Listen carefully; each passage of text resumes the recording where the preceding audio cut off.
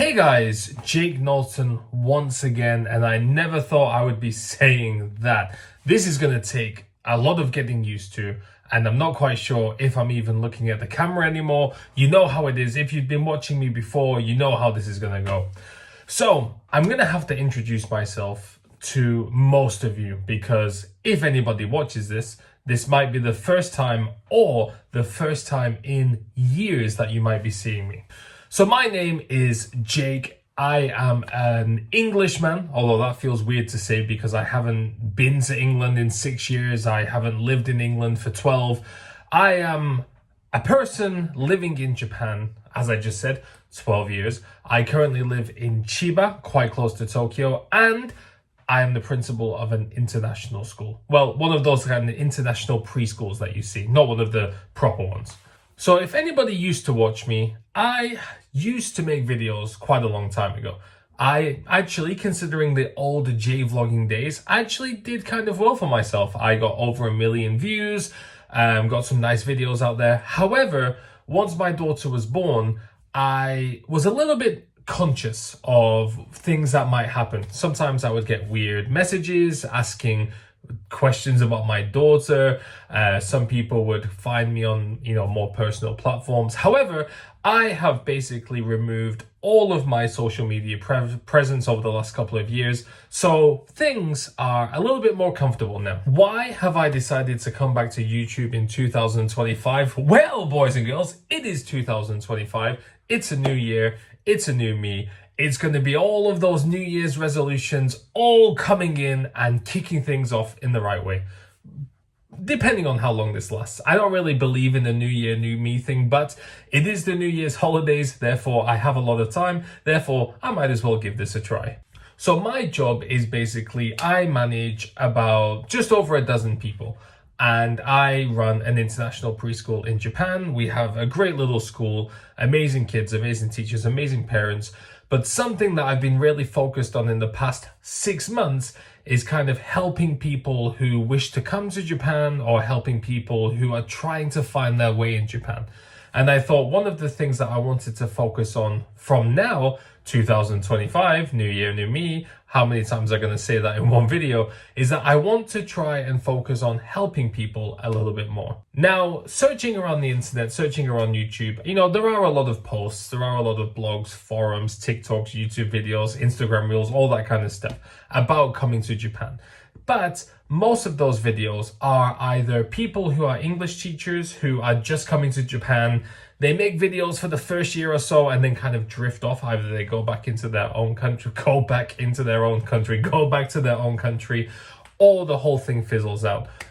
People tend to kind of get stuck as an English teacher or get lost. One thing that I've been trying to help people with is how to build the skills to do something else. Whether that be getting into engineering, translation, interpretation, management. The great thing about Japan now is that there are so many different careers and so many different fields that you can move into outside of the English teaching. When I came to Japan a long time ago, basically English teachers were just basically every foreigner that you saw was an English teacher. Now you've got recruiters, HR managers, social media people, celebrities on TV, sports people, people who work in all sorts of industries, of course, engineers as well, doing kind of normal things that you would do in your own country. A lot of that involves Japanese. Some of it involves no Japanese at all. There is so much more variety of what people can do in Japan in 2025. Well, maybe 2024, they definitely could. I'm going to assume that continues on to now. And one of the things that I want to do is kind of help people find different things that they can do. Of course, I work as a principal of an international school, so I am still kind of in the language field, but I've had a lot of experience talking, working, managing other people, and I've learned a lot about the process in Japan. I've learned a lot about paperwork, bureaucracy, management styles, communication styles in Japan and Japanese, and I feel like I've built up quite a lot of knowledge by being here. One of the things that I feel like I'm seeing in a lot of YouTube videos is that there's a lot of advice that people give. that is not necessarily true. And I don't mean it's not necessarily true as in they are lying. I just feel like they don't have enough experience to tell people exactly what they should be doing. So I hope that with my experience, I can kind of give people a bit more advice that is a bit more realistic and a bit more constructive that people can use. One of the questions that I'm going to try and talk about a little bit is, should you come to Japan in 2025? And of course, the answer is yes. If you want to, yes. There are some caveats to this, of course. Like, for example, if getting a high salary is your goal, Japan is not going to be the place for you. If you are coming here as an English teacher, maybe 10 years ago when I was making videos, people would say the starting salary was between 240 to 250. That is now less. It's around 200 to 220. So the English teaching industry has got worse in terms of benefits. 2,000 to 220,000 yen a month is not very much. You can, if you tried your best to pay your rent, your bills, get everything done that you needed to, and have a little bit left over to save. But you are not going to thrive in Japan. You are going to survive. There's kind of a phrase that I use, like, do you want to survive in Japan or do you want to thrive in Japan? So English teaching is still an option. However, there are things that we can take advantage of, starting with life in our home countries. When I came to Japan 12 years ago,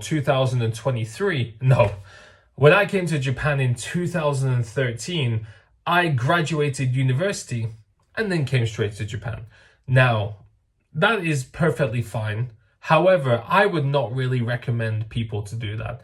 And there are many reasons for this. First of all, money. The yen is so weak, so very, very weak. So if you are coming from another country, I would actually recommend you work for 6 months to a year, just saving as much money as you can, and bring that all to Japan if you can. Like, for example, if you're in the US, if you can get a job that pays $40,000 to $50,000 a year and you live with your parents, save as much of that as you can and bring that, because that money, once you change it to yen, even if you're on a teaching salary, very, very low, you are going to be having such a nice life for the first year, 2, maybe even 3, depending on how you spend your money.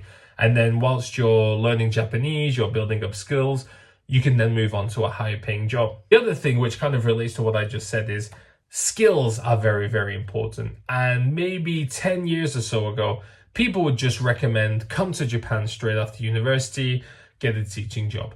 Now, people who want to move into other industries, what they're learning as time moves on is it's very, very difficult to move into other industries. Of course, because even if you were in your own country, you would be expected to have skills, qualifications, things that companies can utilize, and that's why they would hire you. That still applies to Japan, despite the fact that you are not Japanese. And I think that's where a lot of people have slipped. They have come to Japan expecting to kind of be the foreigner, live as an English teacher where you kind of are celebrated. You are kind of the center of everything. And I think that kind of gives people a false expectation of they can do anything that they want because they have kind of been in the middle of everything. Now, unfortunately, if you want to work in Japan in a Japanese company, you are going to be competing with Japanese people. People who have gone to school in Japan, people who have graduated Japanese universities, people who can speak Japanese, keigo, fluently, and know all the customs. So if you want to compete, you have to have something that they can compete with. So you need to build up schools. If you want to be an engineer, you need to get certifications. If you want to work in proper schools, like high school, junior high school, stuff like that, you also can get teaching certificates, TESOL certificates.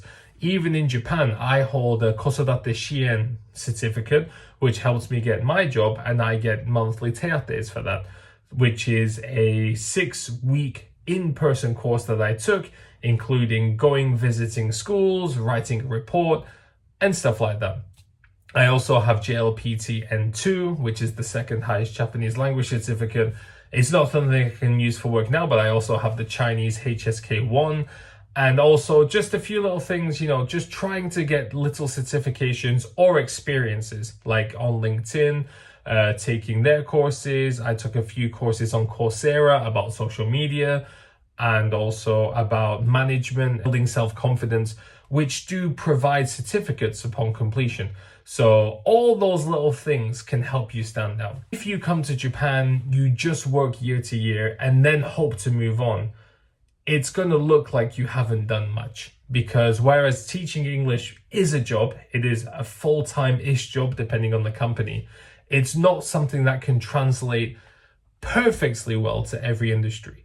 Now, being an English teacher, you actually can build a lot of confidence kind of performing, speaking in front of others, because you're going to be meeting hundreds and thousands of kids and adults, a lot of people you don't know. And that can translate to presentation skills, participations in meetings, a lot of stuff like that. But then it comes to the paperwork and the computer work and, culturally mixing with other people.